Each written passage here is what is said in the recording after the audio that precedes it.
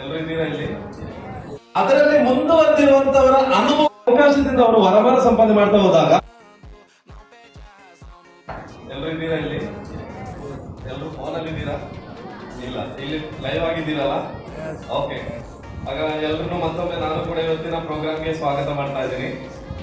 So ಹೊಸದಾಗಿ ಇವತ್ತಿನ ಪ್ರೋಗ್ರಾಮ್ಗೆ ಬಂದಿರೋ ಅದರಲ್ಲಿ ಮುಂದುವರೆದಿರುವಂತವರ ಅನುಭವಗಳು ಇಂಪಾರ್ಟೆಂಟ್ ಆಗಿರುತ್ತಾ ಇಲ್ವೋ?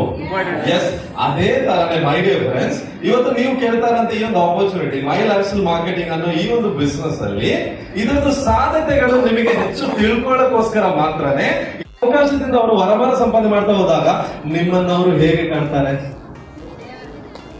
ಎಸ್ ಓ ಸರಿನಾ ತಪ್ಪ? ಸರಿ.